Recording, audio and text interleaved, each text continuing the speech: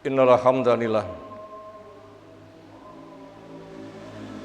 nahmaduhu wa nasta'inuhu wa nastaghfiruh wa na'udzu billahi min shururi anfusina wa sayyiati a'malina may yahdihillahu fala mudhillalah wa may yudlilhu fala hadiyalah. Wa asyhadu an la ilaha illallah wahdahu la syarikalah wa asyhadu anna Muhammadan abduhu wa rasuluh. Allahumma shalli ala Muhammad wa ala alihi wa ashabihi wa man tabi'ahum bi ihsanin ila yaumiddin. Ya ayyuhalladzina amanu taqullaha haqqa tuqatih wa la tamutunna illa wa antum muslimun. Ya ayyuhan nas ittaqu rabbakum alladzi khalaqakum min nafsin wahidah wa khalaqa minha zawjaha wa basa minhuma rijalan katsiran wa nisaa'a wattaqullaha alladzi tasaaluna bihi wal arham innallaha kana 'alaikum raqiba. Ya ayyuhalladzina amanu taqullaha wa qulu qawlan sadida yuslih lakum a'malakum wa yaghfir lakum dzunubakum may yuti'illaha wa rasulahu faqad faza fawzan 'azima wa ba'd. Fa inna asdaqal hadisi kitabullah wa khairal hadyi hadyi Muhammadin sallallahu alaihi wasallam. Syarrul umuri muhdatsatuha fa inna kulla muhdatsatin bid'ah wa kulla bid'atin dhalalah wa kulla dhalalatin finnar. Ma'asyiral muslimin, jamaah Jumat, semoga Allah Ta'ala mencurahkan rahmat, fadilah dan ampunan untuk kita semuanya. Alhamdulillah, syukur kita aturkan kepadanya. Tanda kebaikan ada pada diri kita sejak umur panjang dan amalnya baik, dan masih terjaga sampai detik kali ini. Apalagi kita berhias dengan ketaatan, memperbanyak doa di hari Jumat, memperbanyak sholawat di hari Jumat, lebih istimewa daripada yang lain, mustajab. Tentunya doa kebaikan yang kita lantunkan. Demikian juga pembentengan dari potensi bahayanya Dajjal dengan dibaca surah Al-Kahfi. Tentunya bukan semata dibaca, tapi tahu kandungan petunjuknya lalu diwujudkan. Sehingga apabila kondisi sedang baik seperti ini, orang mati, itulah keberuntungan.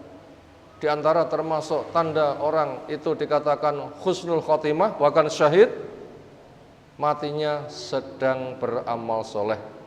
Semoga kita istiqomah di atas ketaatan. Satu kesempatan, ada orang mengadu pada Nabi Sallallahu Alaihi Wasallam. Ringkasnya, ilmu yang saya pelajari sudah lumayan banyak. Ketaatan yang saya kerjakan sudah sekian lama. Tunjukkan kepada saya sebuah amalan yang dengannya Allah akan menjaga saya, memasukkan saya ke dalam surganya, atau sebagaimana kisah yang ada pada hadis yang sahih. Apa jawaban Nabi SAW? Qul amantu billah sumastaqim. Itu resepnya. Dua hal. Pertama, katakan saya iman kepada Allah. Yang kedua, istiqomahlah. Penduduk surga itu mukmin. Siapa yang punya istiqomah, hasilnya luar biasa. Allah menyebutkan, innalladzina amanu wa amilus salihati kanat lahum jannatul firdausi nuzula.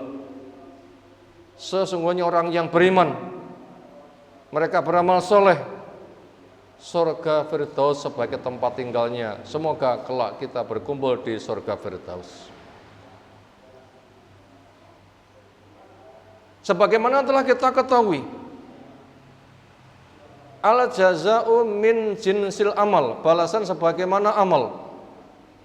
Kalau balasan itu besar, berarti amalnya adalah berat. Lalu bagaimana dengan dalil di atas seolah itu ringan? Iman, amal soleh, surga firdaus. Pada surga itu ada surga tertinggi, yang kenikmatan mata belum memandang, telinga belum mendengar, orang bisa membayangkan. Tempat sejengkal di surga lebih baik daripada dunia bersama isinya. Bahkan sapu tangan bidadari surga lebih mahal daripada dunia bersama isinya. Mahalnya luar biasa. Tapi kesan yang ada seolah caranya mudah. Apa? Iman, amal soleh. Maka dari situlah akhirnya mendorong kepada kita untuk mendalami sebenarnya iman itu apa. Apa cukup kita membaca ayat dibaca, ya ayyuhalladzina amanu, kemudian rumangsa, oh aku wong iman? Ternyata tidak semudah itu. Makanya kita butuh tahu iman dengan segala definisi dan konsekuensinya. Apa kalau begitu definisi iman dan apa konsekuensinya? Iman adalah percaya kepada Allah dengan yakin tanpa ada keraguan, tahu kedudukan dan mewujudkan apa yang jadi kewajiban. Kalau begitu, apa kedudukan Allah? Pencipta, pengatur, pengurus, pemilik alam raya, Allah satu-satunya. Selebihnya makhluk yang lemah, sampai malaikat atau siapa saja. Yang kedua, Allah punya nama-nama yang menunjukkan kerja alam raya hasil ciptaannya yang kita kecil. Kalau alam sudah besar, bagaimana agungnya Allah? Sementara luar biasanya alam itu hanya berada pada jarinya Allah. Alangkah agungnya Allah. Di situ menggiring kepada kita, menghambanya kita hanya semata kepada Allah. Itulah tauhid. Allah satu-satunya yang kita ibadahi, cara Allah satu-satunya yang kita pakai, rahmat Allah satu-satunya yang kita harapkan. Yang keyakinan itu meresap di hati tanpa ragu. Berangkat dengan ikrar lisan 2 kalimat syahadat. Syahadat la ilaha illallah, Allah satu-satu yang kita ibadahi. Syahadat Muhammadur Rasulullah, cara Rasul satu-satunya yang kita pakai menghamba kepadanya. Tidak boleh menyembah Allah dengan ngarang, dengan bid'ah, dengan tradisi nenek moyang, dengan umumnya, dengan budaya, dengan rasa, tapi menyembah Allah dengan petunjuk Al-Quran, petunjuk Nabi SAW, praktek para sahabat radhiyallahu anhum. Ketika sudah ikrar, dia wujudkan dengan ketaatan. Diawali dengan ilmu syar'i, sehingga jalan surga ia kerjakan penuh harap setelah diketahui. Jalan neraka ia tinggalkan dengan penuh waspada. Ketika salah segera tobat, perbanyak istighfar. Itu konsekuensi yang ketiga. Yang keempat, iman bisa naikkan dengan ilmu, dengan ketaatan, teman lingkungan yang baik, sehingga nanti akan kondusif, semakin mekar.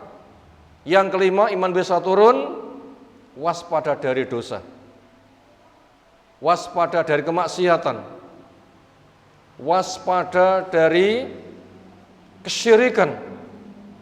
Nyembah Allah dengan cara ngarang, bid'ah, itu termasuk syirik. Yang di masyarakat terlalu banyak ibadah itu ngarang, gaya A, gaya B, yang mereka mengatakan katanya bid'ah hasanah, padahal semua bid'ah itu adalah dhalalah, kesesatan dan di neraka. Kesyirikan merajalela. Makanya waspadai. Karena itu bisa meluluh lantakkan, sejak dosa enggak diampuni, amal enggak diterima, ketaatan dihancurkan, wajib neraka, haram surga. Itu iman definisi bersama konsekuensinya. Semuanya kerjakan, jaga sampai mati. Sementara kalau orang itu taat sesekali mungkin bisa, tapi tak sampai mati, berat. Kita bisa lihat selama di Ramadan seolah orang begitu jinak untuk beribadah. Tapi bisakah sesudah Ramadan ajek tetap berhias dengan puasa? Qur'annya selalu dipegang, didalaminya. Salat wajibnya pun juga tidak telat dari berjamaahnya. Salat malamnya pun juga selalu tegak. Mulut terkontrol sehingga tidak makan yang haram, minum yang haram, ngomong yang haram, menghisap yang haram. Ternyata untuk menjaga istiqomah ini perkara yang berat.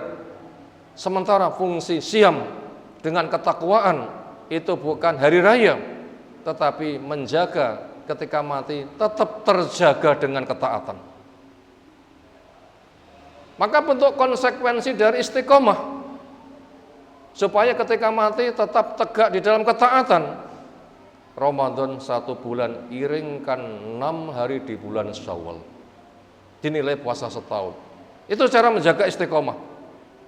Puasa ojo mek Ramadan tok, iringkan 6 hari di bulan Syawal. Bila punya utang, sahur dulu, lalu Syawal dikerjakan berikutnya 6 hari.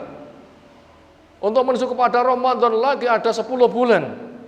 Upayakan setiap bulannya juga diikuti puasa 30 hari. Dengan praktek 3 hari punya nilai 30. Sampai 10 bulan berikutnya lalu ketemu Ramadan. Tujuannya untuk apa? Istiqomah. Itu nanti akan mulus nasibnya. Kenapa kok begitu? Karena telah ada contoh orang dulu, telah lama mereka jalani, entah ilmunya, amalnya, dakwahnya, tetapi mereka gagal. Makanya Allah berpesan, wala takunu kalladzina utul kitaba min qablu fatala alaihimul amatu faqasat qulubuhum wa katsirum minhum fasiqun. Maka kamu jangan seperti ahli kitab tempo dulu yang gagal. Kenapa? Telah lama waktu mereka jalani, bukan kelembutan, ketundukan, tetapi hatinya semakin keras. Kenapa terjadi? Wa katsirum minhum fasikun. Kebanyakan mereka orang-orang fasik. Itu penyakit yang meluluh lantakkan keimanan. Lawan dari istiqomah adalah fasik, menyebabkan ahli kitab tempo dulu gagal, kefasikan. Kalau gitu fasik itu apa? Kharijun anit ta'ah, keluar dari ketaatan. Mantan, bekasnya wong apik, bekasnya ahli puasa, bekasnya ahli takwa, bekasnya ahli ibadah. Artinya kebaikannya sudah hilang, sekarang diganti dengan kemaksiatan. Itu kefasikan. Itu yang banyak terjadi. Beratnya menjaga kebaikan yang ada. Disitulah perlunya kita menjaga siam dari waktu ke waktu. Ramadan bersama Syawal punya list tahun. Setiap bulan 3 hari dianggap 1 bulan, sampai ketemu Ramadan, sampai ketemu kepada kematian. Nanti kita akan dimudahkan amal-amal soleh yang lain. Makanya beratnya tugas yang ada, kita harus selalu berdoa dengan Allahumma a'inni ala dzikrika wa syukrika wa husni ibadat. Ya Allah, bantu saya untuk zikir kepadamu, syukur kepadamu, untuk memperbagusi ketaatan kepadamu, sekaligus doa, ya muqallibal qulub tsabbit qalbi ala dinik. Ya Allah yang membolak-balikkan hati, tolong kokohkan, istiqomahkan hatiku, diriku untuk berada pada agamamu, selalu taat kepadamu. Maka ilmu harus, ketauhidan dijaga, jamaah wajib, sedekah bersifat terus, iringkan dengan zikir dan istighfar, dan cari lingkungan yang baik. Apabila itu ada, insya Allah akan menjaga kepada kita semuanya. Semoga kita mendengar, semoga kita paham, semoga kita istiqomah, yang telah kita mendapatkan keberkahan dari Allah Subhanahu wa ta'ala. Barakallahu bil ayati wa til hakim. Aqulu qouli hadza astaghfirullah wastaghfiruh innallaha wal ghafurur rahim.